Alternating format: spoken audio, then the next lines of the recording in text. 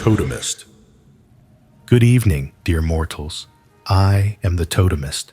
Long ago, I lived countless human lives in my dreams and faced unfathomable horrors. Tonight, I shall share a few of those with you. May you live in peaceful times. Appetite for innocence. My wife Sophie and I had been planning our trip to Japan for months. Our first big adventure with our 10-month-old son Herman. We wanted to experience the real Japan, not just the tourist spots. That's why we decided to stay at a traditional ryokan in a small village nestled between mountains, about 2 hours from the nearest major city. The drive from the airport was long but beautiful. Herman slept most of the way, while Sophie took pictures of the lush green landscapes and traditional houses that appeared more frequently as we left urban areas behind. The GPS took us down increasingly narrow roads until we reached what looked like a dead end. "Are you sure this is right?"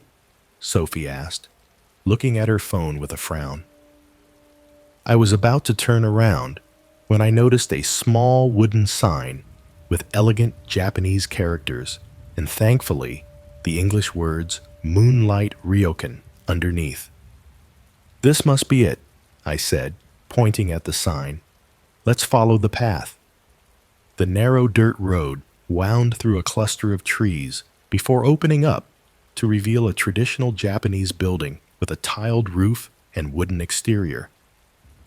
It looked exactly like the pictures online, but somehow more imposing in person. The garden surrounding it was immaculately maintained, with carefully arranged stones and pruned trees. As I parked our rental car, the front door slid open, and a woman stepped out. She was tall and slender, with long black hair that reached her waist. She wore a simple, dark blue kimono with a pattern of white flowers. She was incredibly beautiful, and I couldn't help but stare for a moment. There was something about her face that made it hard to look away, like a painting you want to keep studying. "Welcome to Moonlight Ryokan," she said in perfect English, bowing deeply. "I am Emika, your host during your stay." Sophie and I bowed in return, a little awkwardly. Herman, who had just woken up, stared wide-eyed at Emika from Sophie's arms. "What a beautiful baby," Emika said, her smile widening as she looked at Herman. "May I?" Sophie looked at me uneasily, so I smiled at Emika and took Herman from Sophie's arms to hand him to our host. Emika cradled him gently, admiring his features. "He is perfect," Emika whispered, "so full of life." Later, Sophie told me she didn't like Emika, but I explained we were tired from the long journey, and cultural differences often create moments of unfamiliarity. Emika showed us to our room, a spacious area with the tatami mats and sliding paper doors.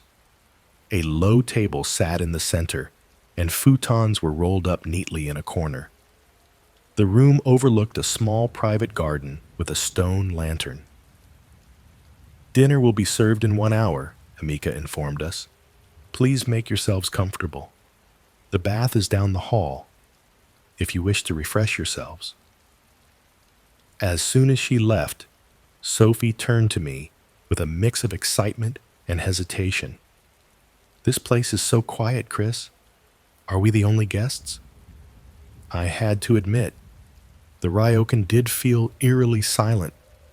I hadn't seen any other guests or staff members since our arrival. "It's probably just the off-season," I said, trying to reassure her. "Or maybe the walls are just really good at blocking sound." When Emika brought our dinner, a spread of dishes I couldn't name, but that looked delicious, I asked her directly, "Is anyone else staying here? You are my only guests this week." Emika replied with a pleasant smile. It is the quiet season. This allows me to give you my full attention. Her answer made sense, so I pushed any worries aside and rubbed Sophie's arms to calm her down as we enjoyed the meal.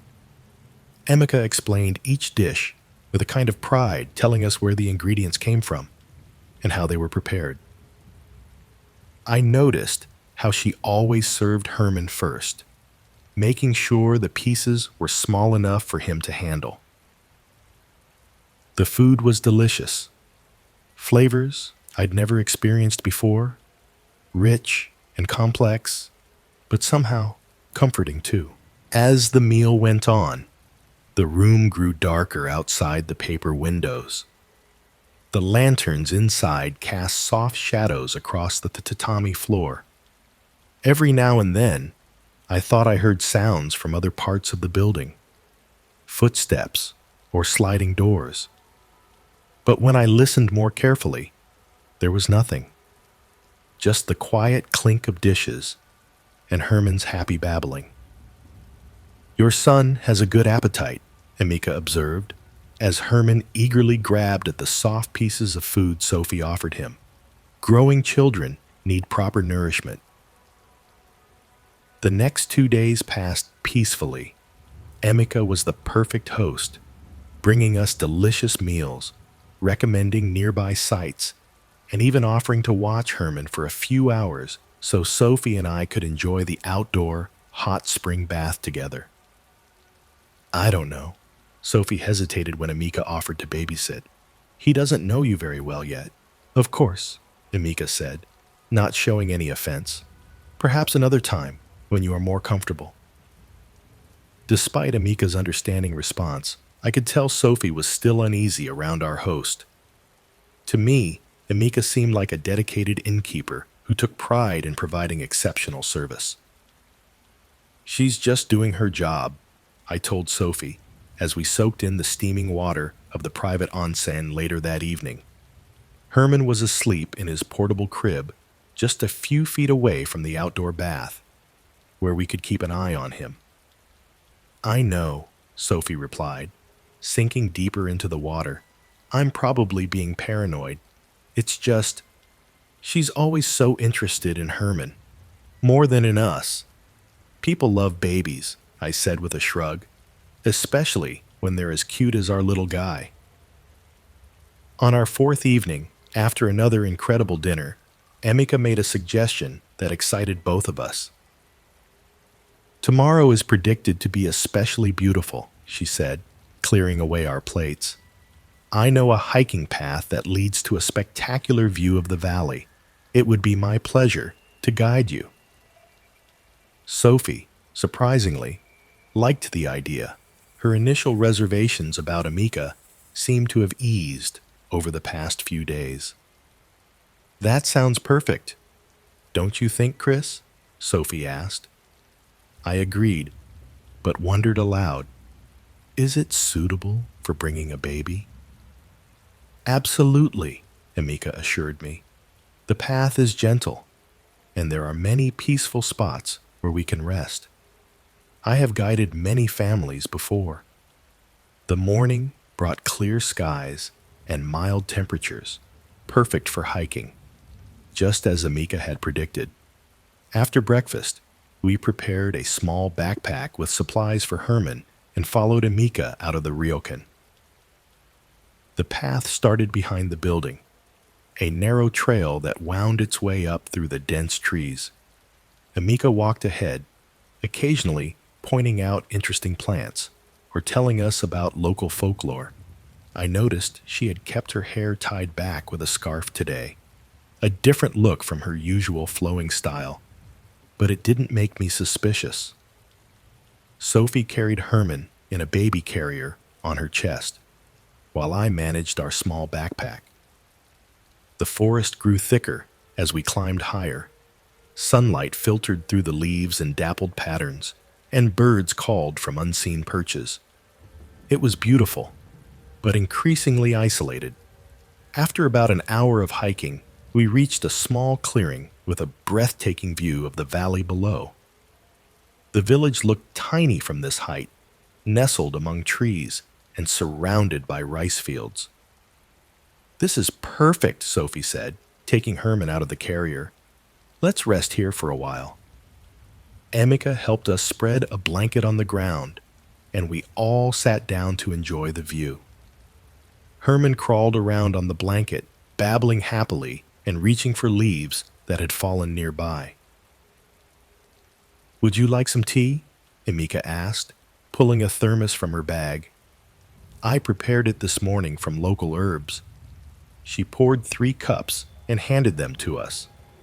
The tea had an unusual flavor, bitter at first, then surprisingly sweet. As I drank, a strange heaviness settled over me. My thoughts became fuzzy, and the world seemed to move in slow motion. "I feel strange," Sophie murmured, her words slightly slurred. Emika's expression didn't change. The altitude can affect those not accustomed to it. Perhaps we should walk a little further, to a shelter I know. The air circulation is better there. I wanted to object, to suggest going back instead, but my thoughts wouldn't organize themselves properly. Sophie looked equally disoriented as Emika helped her to her feet. "I'll carry the baby," Emika offered, reaching for Herman. "You both need to focus on walking safely." She had lifted Herman into her arms and was walking ahead on the path. Sophie and I followed unsteadily, fighting against whatever was affecting us. The path narrowed further, twisting through rocks and roots. Emika moved with surprising speed, always just ahead, always just out of reach. Herman's occasional coos were the only reassurance that he was still with her. "Emika, wait," I called, my voice sounding distant even to my own ears. "We need to rest." "Just a little further," she called back, disappearing around a bend. When we turned the corner, Emika was nowhere to be seen. Panic cut through the fog in my mind. "Herman!" Sophie freaked out, suddenly more alert. "Where are they?" We rushed forward, calling Herman's name, fear giving us new energy. The path split in 2 directions, and we had no way of knowing which way Emika had taken. "We have to split up," I said, trying to think clearly. "You go left, go right. If you find them, call out." Sophie nodded, tears streaming down her face, and took the left path. I raced down the right path, pushing through branches and scrambling over rocks. The minutes stretched endlessly as I searched, calling Herman's name until my voice got hoarse. Then I heard it. Herman's cry, coming from somewhere off the path. I plunged into the underbrush, following the sound until I reached another small clearing. What I saw there froze me in place. Emika sat with her back to me, holding Herman. Her scarf had fallen away, and where the back of her head should have been was a second face, grotesque and inhuman, with a gaping mouth full of sharp teeth. As I watched in horror, the mouth opened wider, preparing to lower itself over my son. Without thinking, I shouted and charged forward. Emika turned, her front face a mask of rage, her hidden face snapping in frustration. She stood, still holding Herman, who was crying loudly now. "You weren't supposed to wake up so soon," she hissed, her voice no longer soft and welcoming. "The tea should have kept you confused for hours." "Give me my son," I demanded, trying to sound braver than I felt. Emika's lips curled into a smile that held no warmth. "Do you know what I am, Christopher? In your language, I would be called a woman with 2 mouths. For centuries, my kind have fed on the young and innocent.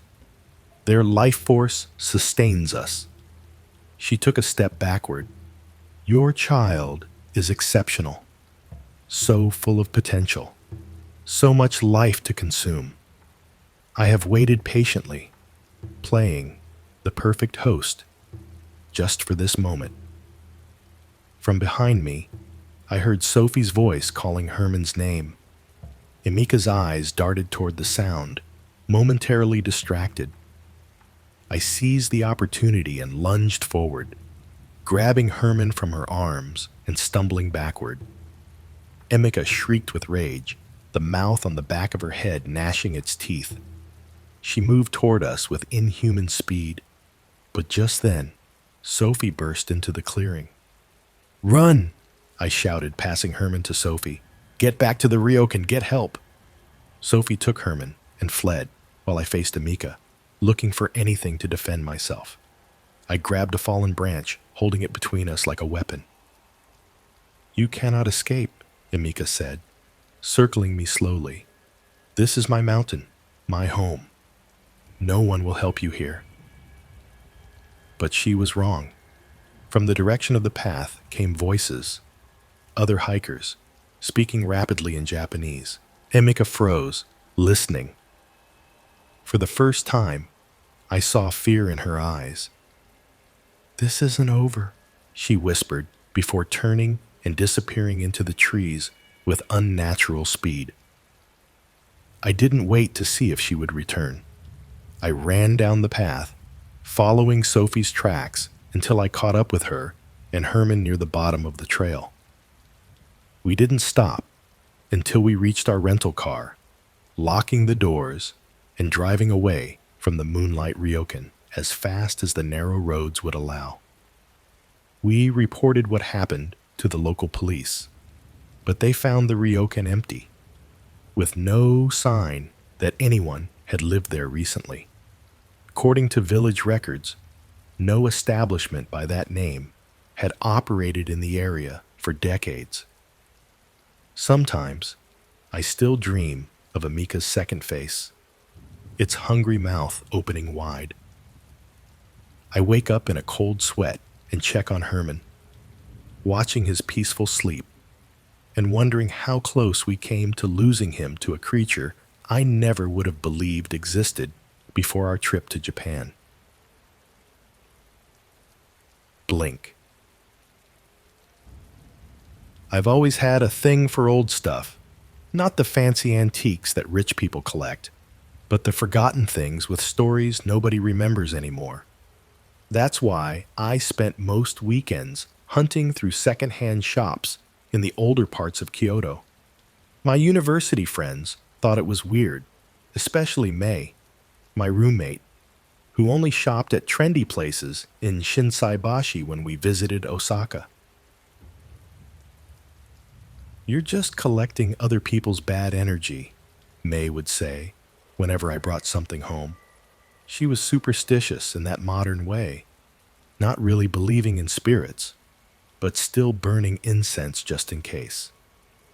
I'd laugh it off. If objects held energy, these places would be haunted. I didn't know how wrong I was until the umbrella. I found it at a tiny shop wedged between a ramen place and a convenience store in a back street near Nishiki Market. The shop had no name, just a faded sign with the character for old painted in chipped black ink. Inside, it smelled like cedar and mothballs. The owner, an elderly man with glasses thicker than my textbooks, barely looked up when I entered.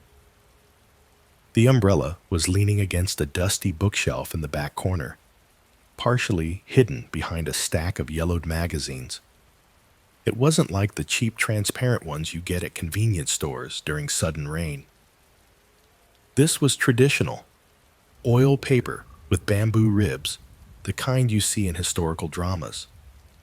The paper was a deep indigo blue, scattered with white dots like stars, except for one spot near the edge. There, painted with incredible detail, was an eye. Not a stylized eye or a symbolic one, a human eye. So realistic, it seemed to catch the light when I moved the umbrella. It was brown with flecks of gold, the pupil so deep and black it looked like a hole punched through the paper. Interesting choice, the shop owner said, suddenly beside me. I hadn't heard him approach.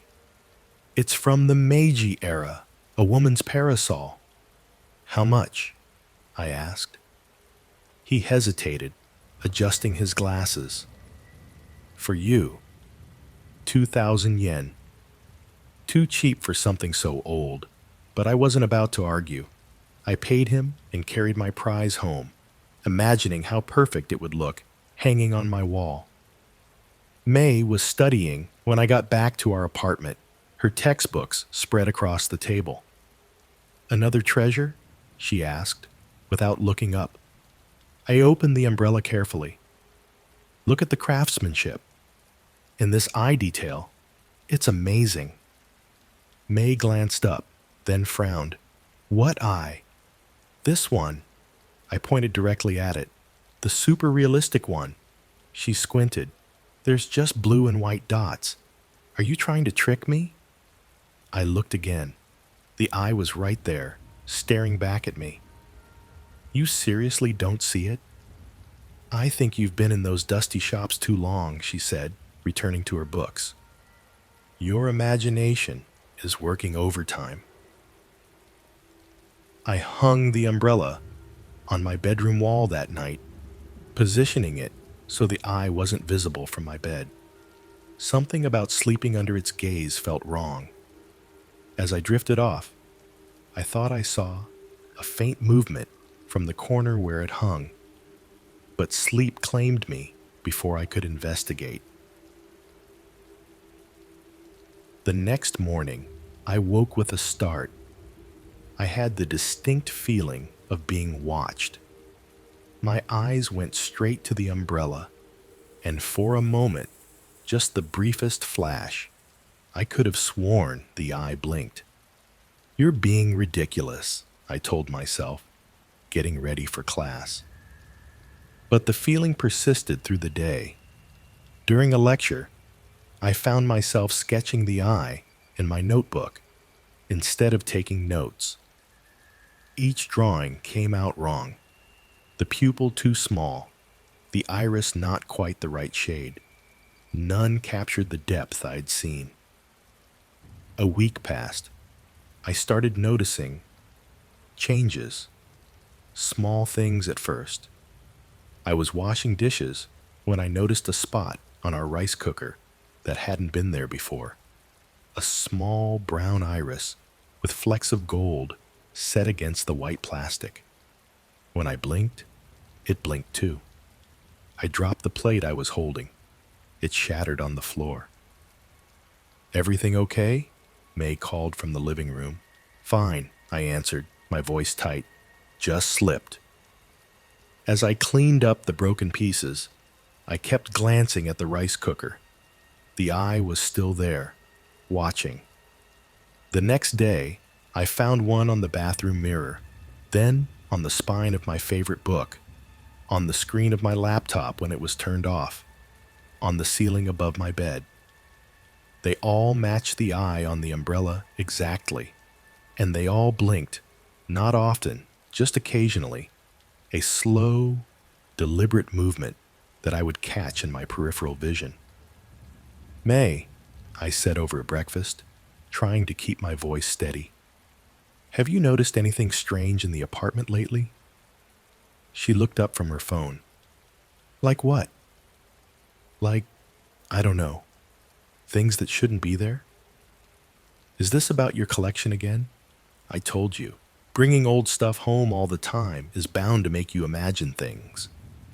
I'm not imagining it, I insisted, then stopped when I saw an eye forming on the table between us, pupil dilating as it focused on me. May followed my gaze. What are you looking at? You really don't see that? See what? Saya, you're freaking me out. I forced a laugh. Nothing. I didn't get much sleep. The whispers started 3 nights later, faint at first, like the rustle of paper or the soft creak of bamboo. Indistinct words that seemed to come from everywhere and nowhere at once.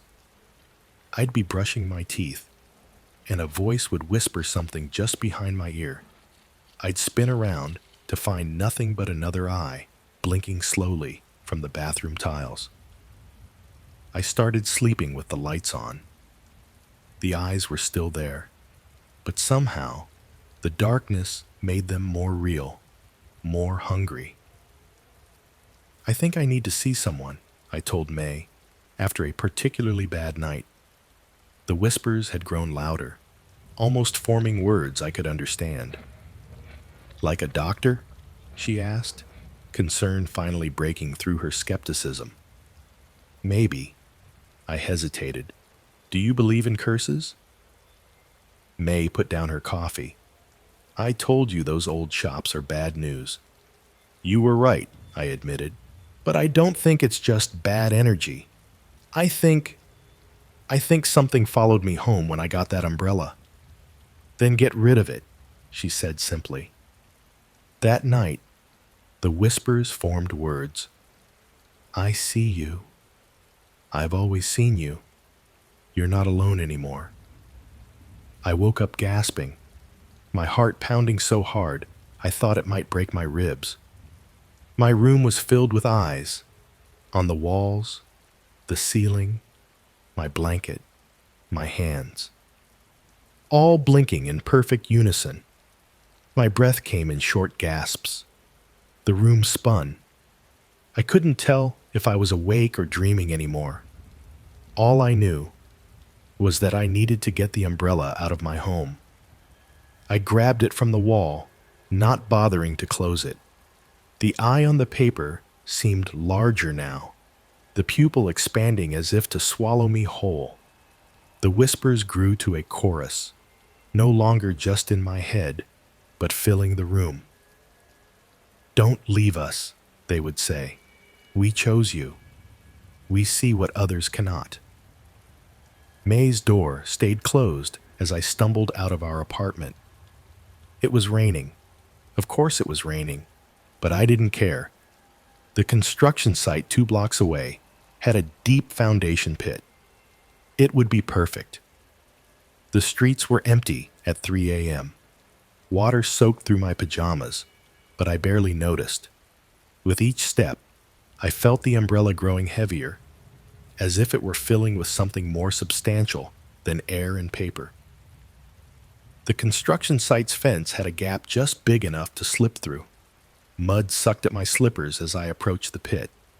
Lightning flashed, illuminating dozens of eyes that had appeared on the umbrella, all fixed on me. "Leave me alone," I said, then screamed into the rain. "Leave me alone." I hurled the umbrella into the pit. It tumbled down, disappearing into the darkness. For a moment, nothing happened. Then the ground seemed to shudder beneath my feet. I ran home, not looking back once. The eyes in my apartment were gone the next morning. The whispers, too. May found me curled up on the bathroom floor, shivering. "You look terrible," she said, helping me up. "What happened?" I couldn't tell her just yet. How could I explain what she'd never seen? 2 weeks have passed. My collection is packed away in boxes that I'll probably never open again. But the eyes are gone, as are the whispers.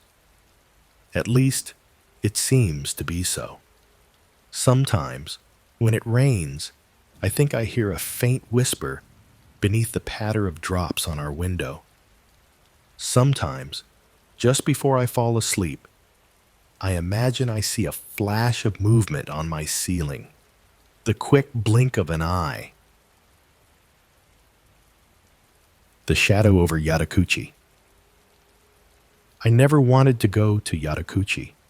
Insurance claim appraisers don't usually get to choose their assignments, but I should have made an exception this time. I should have called in sick, quit my job, done anything except drive to that godforsaken fishing town clinging to the edge of the Noto Peninsula like a barnacle that refused to be scraped away. The company sent me because of the fire at a Nakamura fisheries processing plant. A relatively straightforward claim, they said. just document the damage, interview witnesses, determine if it was an accident or something else, and calculate the payout. 3 days, 4 at most. The kind of routine assignment I'd done dozens of times across Japan. I remember when my GPS lost signal about 20 kilometers outside town. The road narrowed, hugging coastal cliffs where waves crashed against jagged rocks below. My phone displayed no service in the corner, and I felt that first twinge of unease, like a fishhook catching under my skin. It's just a small town, I told myself. People live their whole lives here. You'll survive a few days. The town appeared suddenly around a bend in the road, gray buildings clustered between steep hills and the harbor. Even from a distance, something felt wrong about the proportions, like the whole place had been built by someone who'd only seen normal buildings in photographs.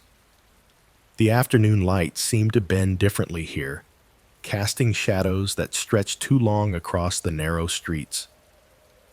I checked into the only hotel in town, Yadokuchi Inn. It was a 2-story building facing the harbor. The woman at the front desk had unusually wide-set eyes and skin that looked slightly too moist, like she'd just stepped out of a bath. "Business or leisure?" she asked, her voice oddly flat. "Business," I replied. "I'm here about the Nakamura fire." Her hand paused over the registration book. Her eyes, I noticed, rarely blinked. "That was unfortunate," she said finally. "Room 205, second floor, end of the hall. Dinner is served between 6 and 8. As she handed me the key, her fingers brushed mine. They were cold and slightly webbed between the knuckles. I told myself it was a trick of the light.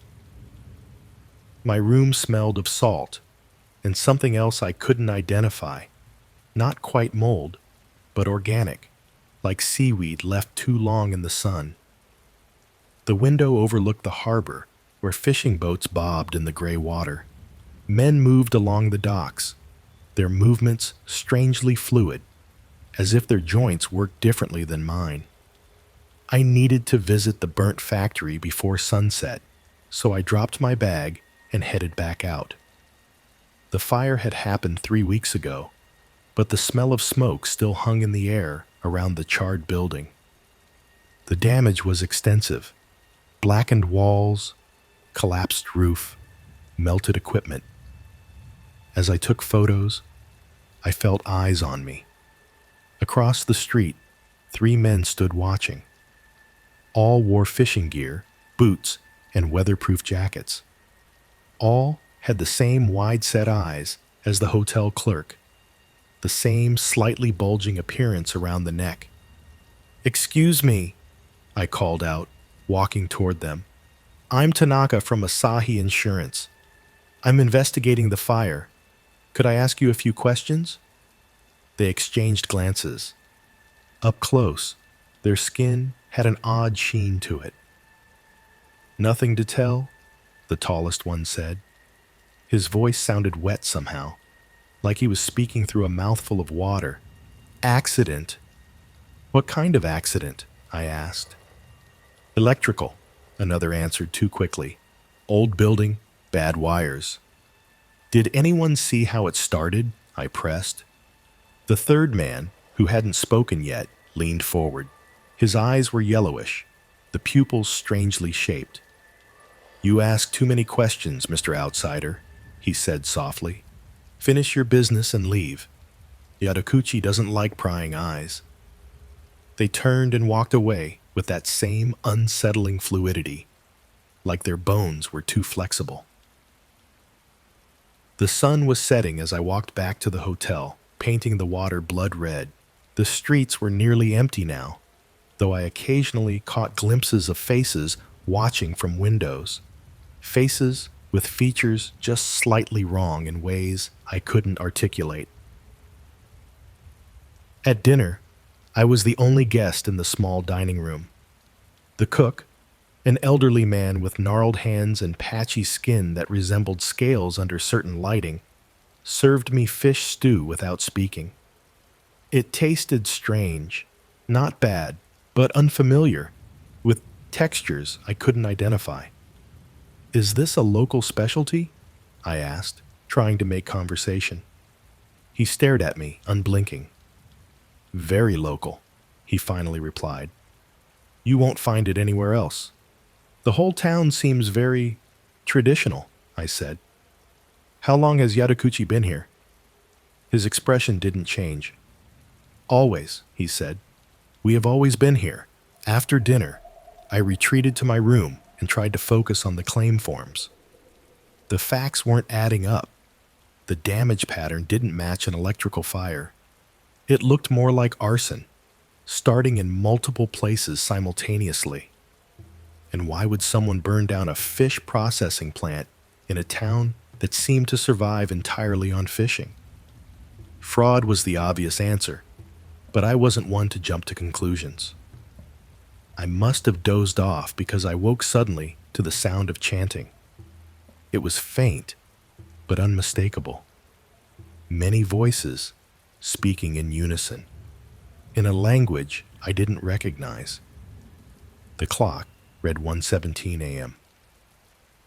Moving to the window, I saw lights moving near the harbor, flashlights or lanterns, bobbing in a procession toward the water.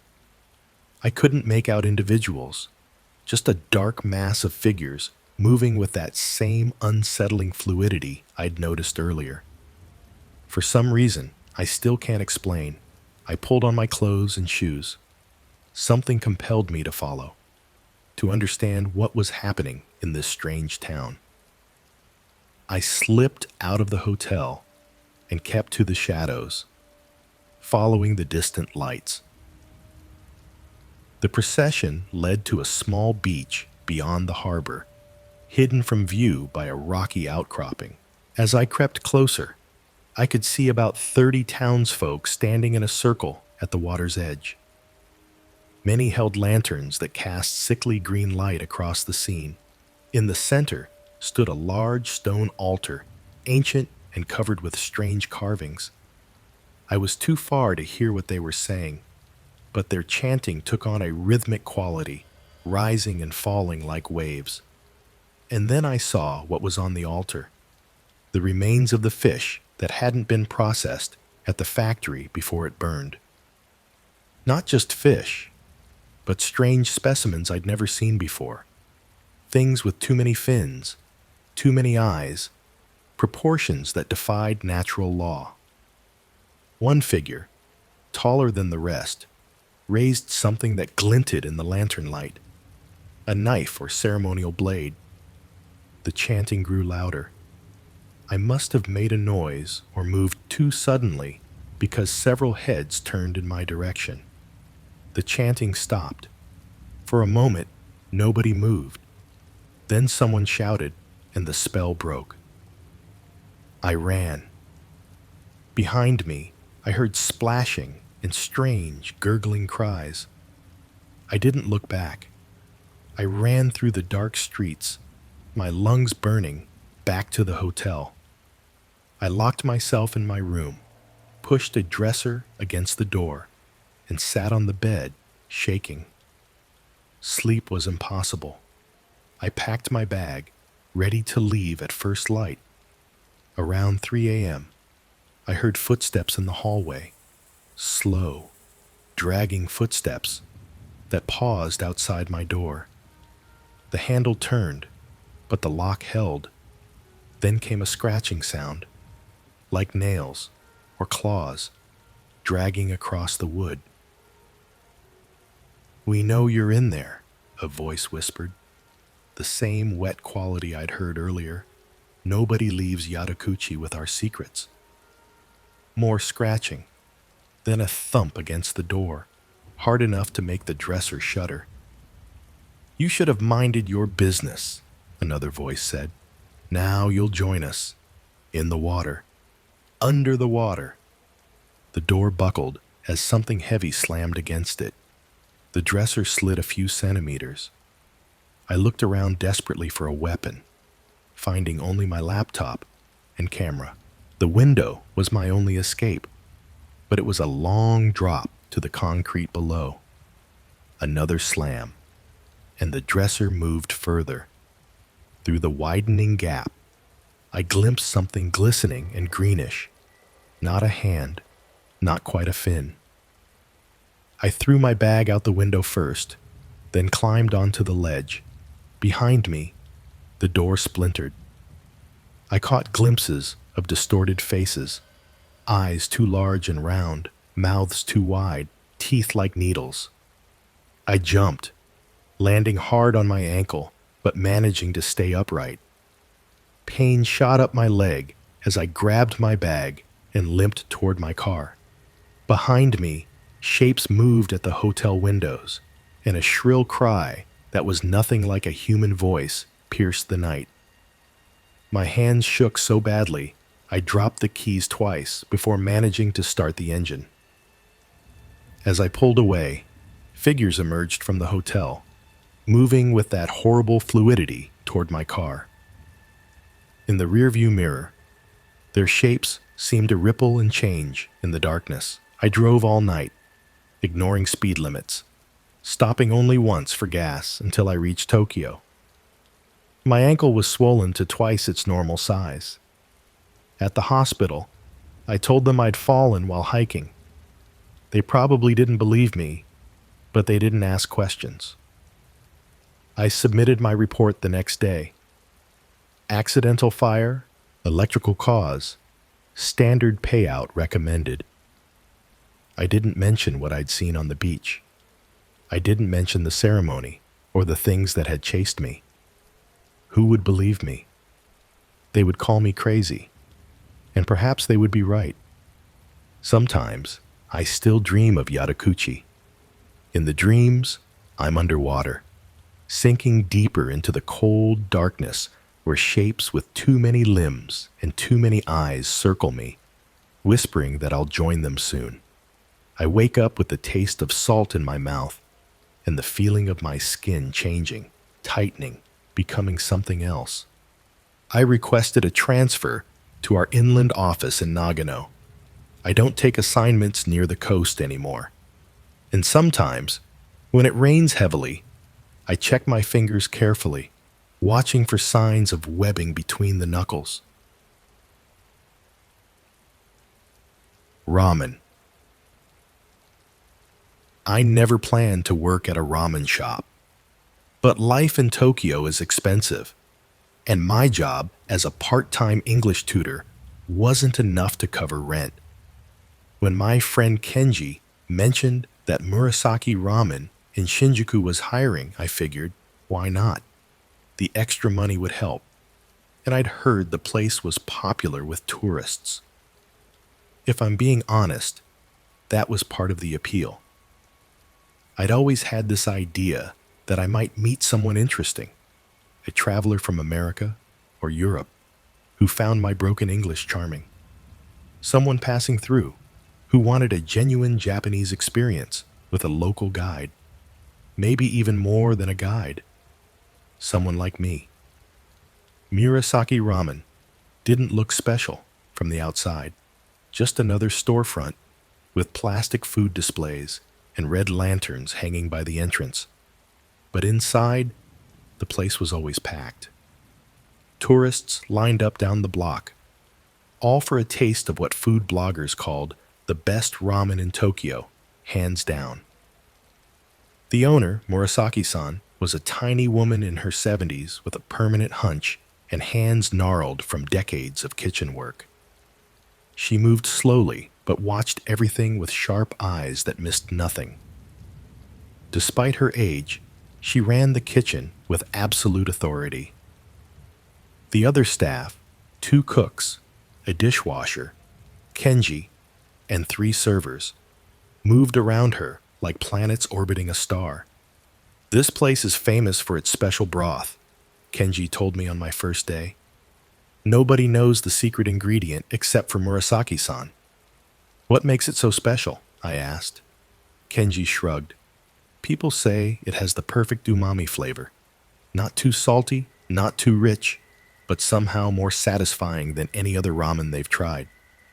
Some customers say they dream about it after eating here. And nobody else knows what's in it? Nobody. Murasaki-san makes the base of the broth herself after we close. It's been her family recipe for generations. My job was simple enough. Wash vegetables, chop ingredients, prep side dishes, and clean up. The work was repetitive, but not difficult.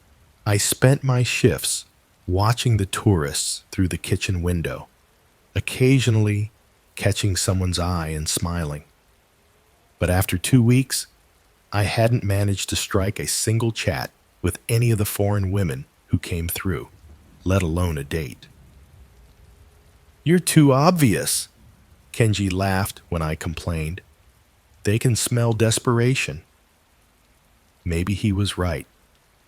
I focused on learning the kitchen routine instead. That's when I started noticing the door. It was at the back of the kitchen, past the walk-in refrigerator, nearly hidden behind stacked crates of supplies. Unlike every other door in the place, this one had a serious lock. Not just a simple knob lock, but a deadbolt and padlock combination. When I asked Kenji about it, he lowered his voice. "That's where Murasaki-san keeps her secret ingredient," he said. "Nobody goes in there except her." "Never?" I asked, suddenly curious. "Never," he confirmed. "She only opens it late at night, after everyone leaves. I came back once because I forgot my phone, and she practically pushed me out the door. Wouldn't even let me look for it until morning." Over the next few weeks, I became obsessed with the door. I found myself staring at it during quiet moments, wondering what could possibly be behind it. A spice garden? A special fermentation room? Some rare foreign ingredient that had to be kept separate from everything else? The mystery itched at the back of my mind, especially when I watched Murasaki-san add her broth to the massive stock pots and then personally oversee the cooking process for the next hour. No one was allowed to peek under the lid during this time.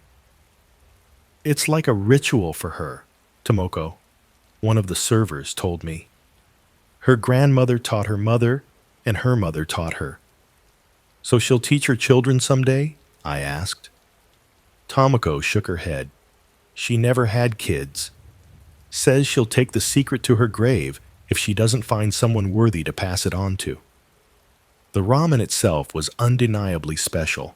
Even as someone who grew up eating ramen all my life, I had to admit there was something different about Murasaki-san's broth. It had a depth that was hard to describe, a richness that seemed to warm you from the inside out. Customers often closed their eyes when they took their first sip, some letting out involuntary sounds of pleasure. One night, about a month into the job, I was closing with Murasaki-san. Usually Kenji or one of the other cooks would stay until the end, but everyone else had called out sick with a stomach bug that was going around. "You finish cleaning," Murasaki-san instructed me. "I need to prepare for tomorrow." She disappeared into her office, and I continued mopping the kitchen floor. As I worked, a plan formed in my mind. What if I pretended to leave, but actually hid inside the walk-in refrigerator? I could finally see what went on behind that mysterious door. I told myself it was just curiosity, but there was something more. A sense that discovering Murasaki-san's secret might somehow change my life. "I'm finished," I called out. "Should I wait for you to lock up?" "No, you go," she replied from her office. "I'll be here a while." I made a show of gathering my things and calling goodnight. I opened and closed the front door loudly, but remained inside. Quietly, I slipped into the walk-in refrigerator, leaving the door slightly ajar. From there, I could see most of the kitchen, including the locked door. I waited for nearly an hour, shivering in the cold, before Murasaki-san emerged from her office. She moved differently now, more purposefully, her usual shuffle replaced by deliberate steps. She approached the locked door, keys jingling softly in her hand. The padlock clicked open, then the deadbolt. She pushed the door inward and disappeared inside. Heart pounding, I waited a few seconds before creeping out of my hiding place. The kitchen was dimly lit now, just the safety lights casting long shadows across the floor. I approached the open hallway, the open door cautiously, listening. A strange sound came from inside, a wet, pulsing noise, like something large moving in liquid. And beneath it, Murasaki-san's voice, soft and soothing, speaking words I couldn't make out. I peered around the edge of the doorframe. The room beyond was small and windowless, lit by a single bulb that cast everything in a harsh red light and deep shadow. The walls were lined with shelves of jars containing things I couldn't identify, but it was what sat in the center of the room that made my breath catch in my throat. A large tank, like an oversized aquarium, filled most of the space. Inside was, I still struggled to describe it accurately, a mass, organic, pulsing, the size of a small car. It wasn't quite flesh, wasn't quite plant. It had no distinguishable features, except for what looked like hundreds of small openings across its surface, each one slowly contracting and expanding.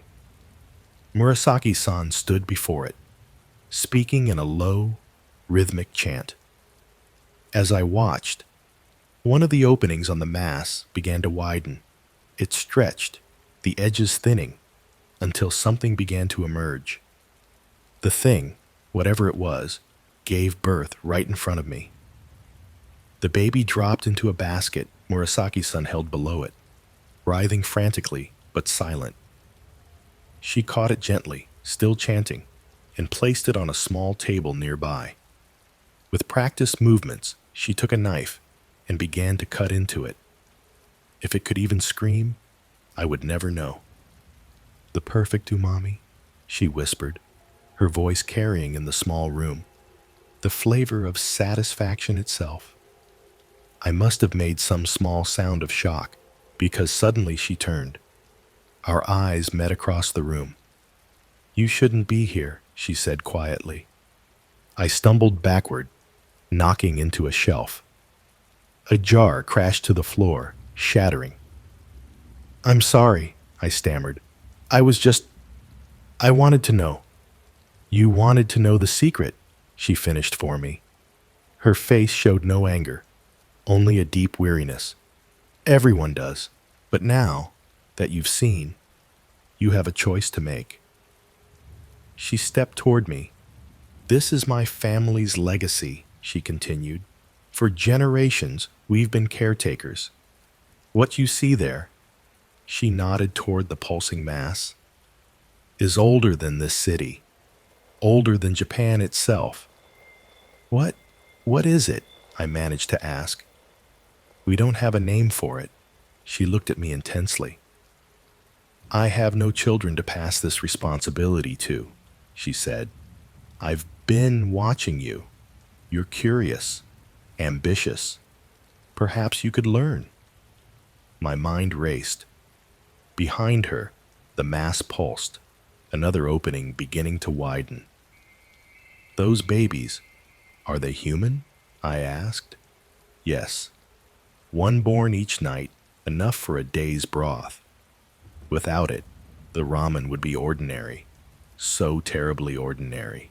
With it," she trailed off, gesturing toward the door, toward the restaurant beyond, where people lined up daily for a taste, savoring the experience of life itself.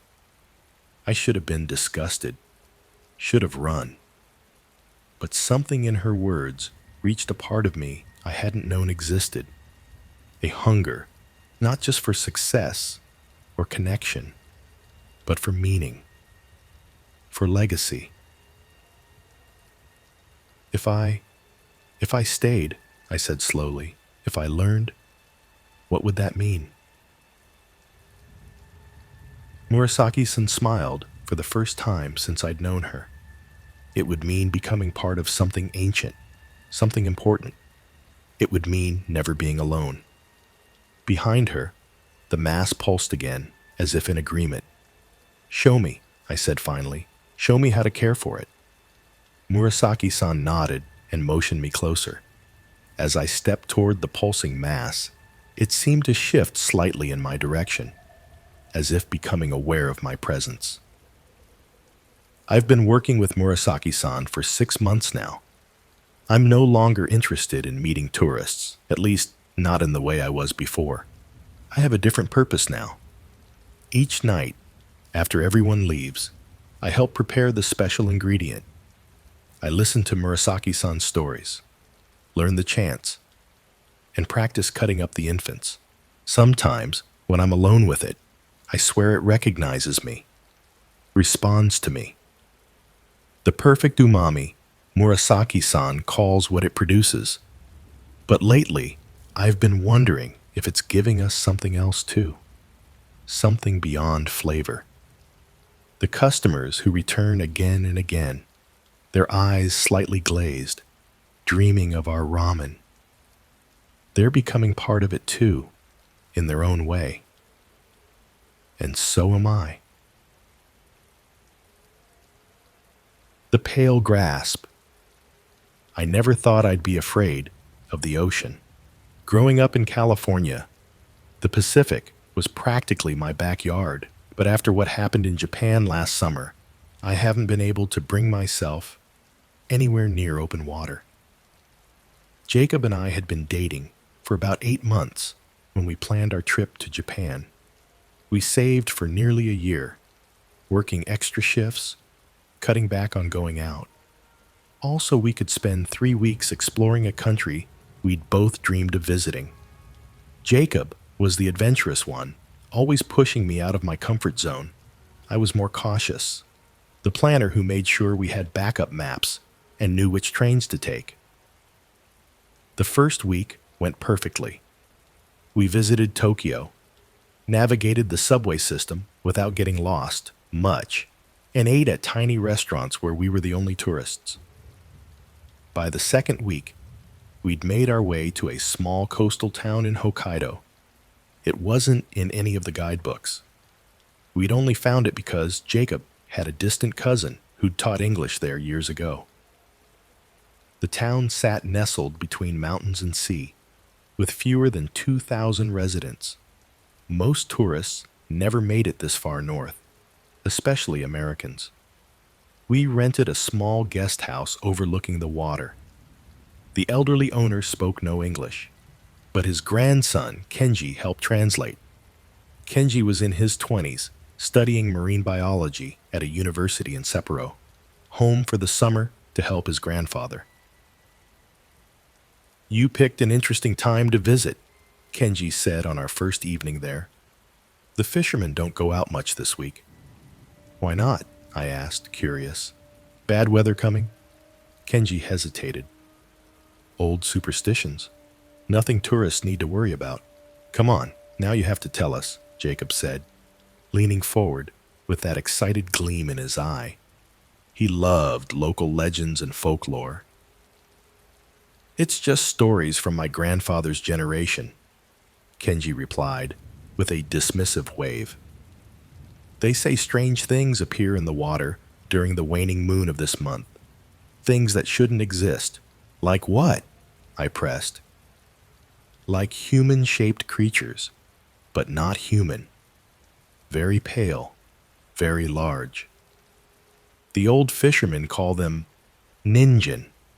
They're supposed to pull down boats and, well, take people. But it's just stories to keep children away from dangerous waters at night." Jacob laughed. "Cool. Like Japanese mermaids or something?" Kenji shook his head. Not mermaids. Not beautiful. Just wrong. But really, it's nothing. Just old tales.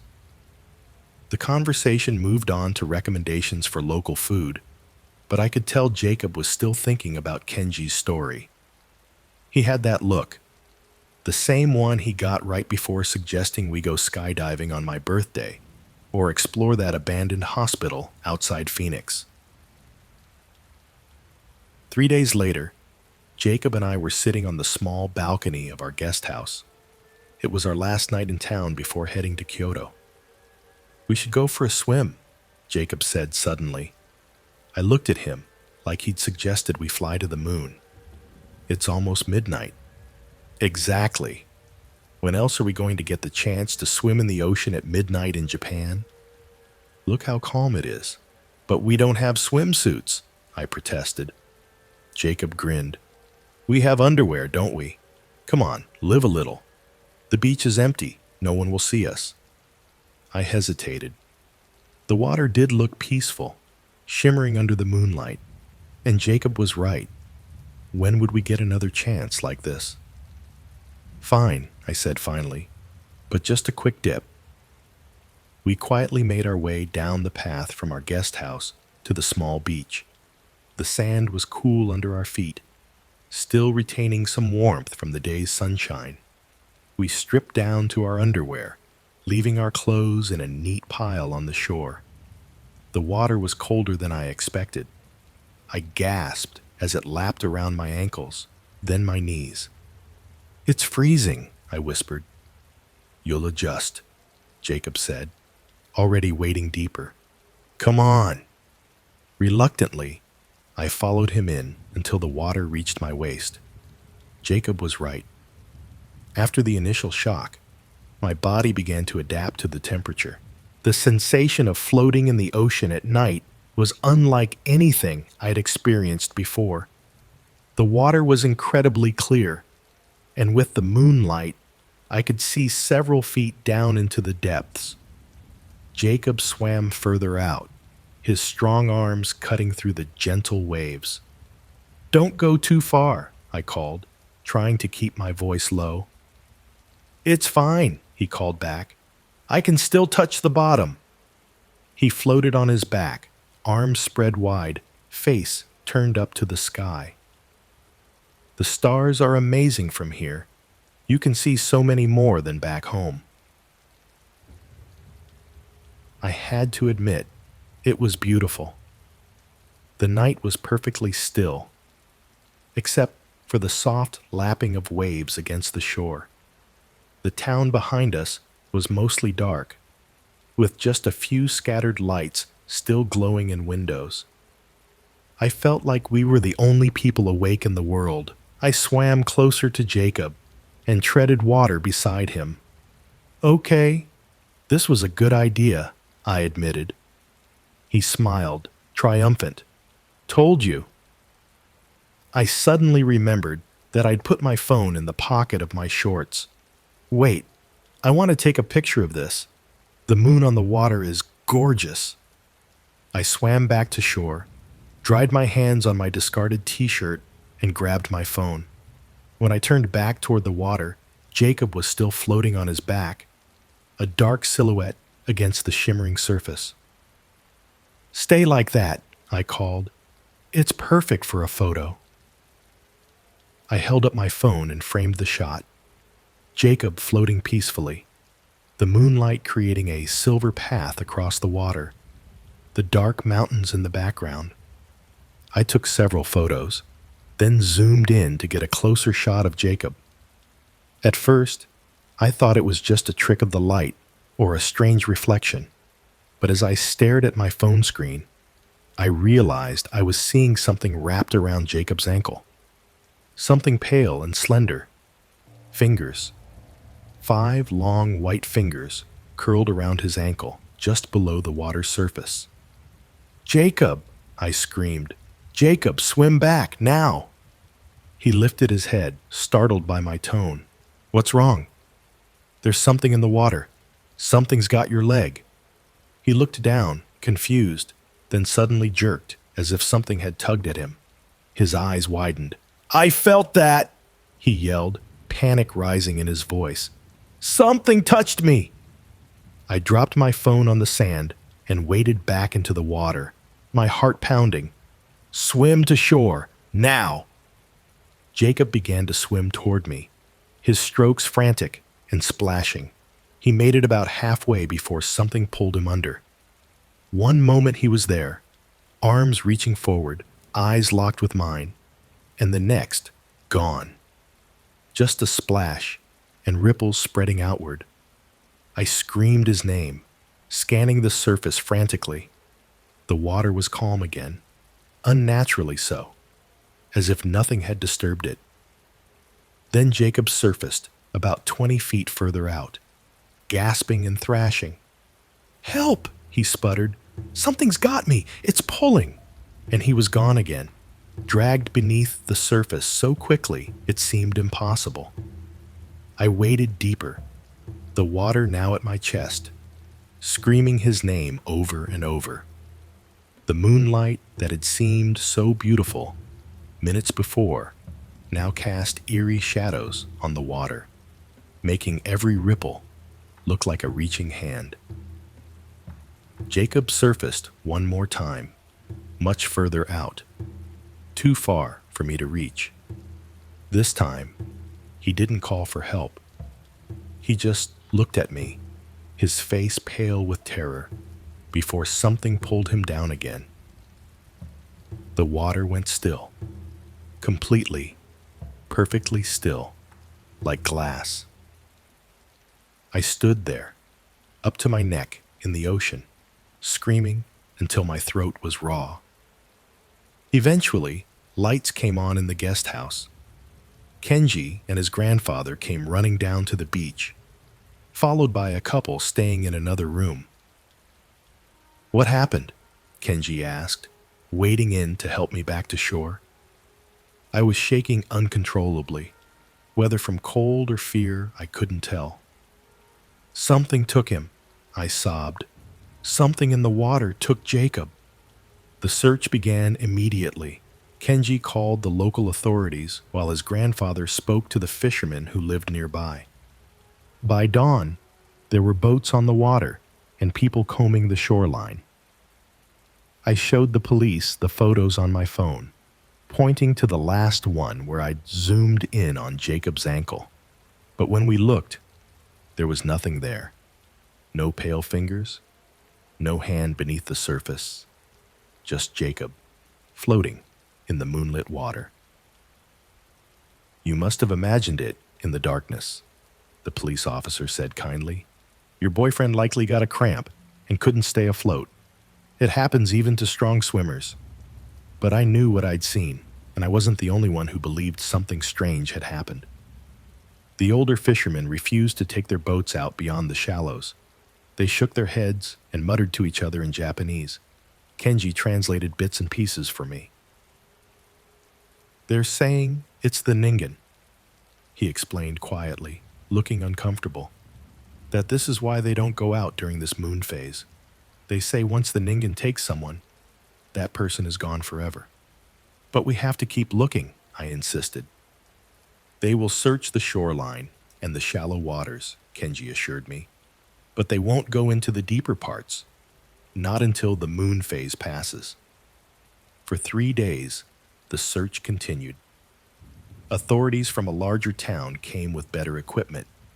They used sonar to scan the sea floor, looking for any sign of Jacob. They found nothing, no body, no evidence that anything had happened at all. I stayed in the guest house, barely eating or sleeping. I kept replaying that night in my mind.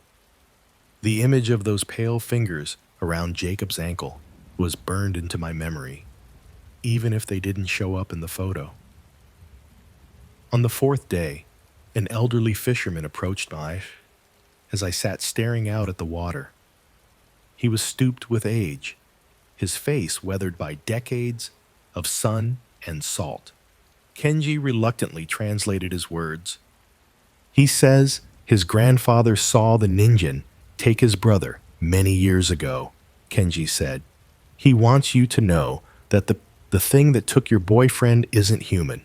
It lives in the deepest parts of the sea and only comes up during certain moons. He says. Kenji hesitated. What? I pressed. Tell me what he's saying. He says your boyfriend is still alive, but he's not in our world anymore. The Ningen takes people to its realm beneath the ocean. He says that's why no body will ever be found. I didn't know whether to laugh or scream. It sounded ridiculous, like something from a fairy tale. But I'd seen those fingers with my own eyes. I'd watched something pull Jacob under, something strong enough that he couldn't fight against it. Eventually, the Japanese authorities ruled it as a drowning accident. Jacob's parents flew in, hollow-eyed and shell-shocked. I couldn't bring myself to tell them about the pale hand I'd seen. Instead, I repeated the official explanation. A swimming accident, possibly a cramp. The current stronger than they appeared. I returned to America a week later. My camera roll still has all the photos from our first week in Japan. Jacob posing in front of temples. Both of us eating ramen at tiny counters. Peace signs and smiling faces. Normal tourist photos. But I always stop before I get to that last photo. The one of Jacob floating in the moonlight. I've zoomed in on it 100 times since that night, searching for any trace of those pale fingers. They're never there, yet I know what I saw.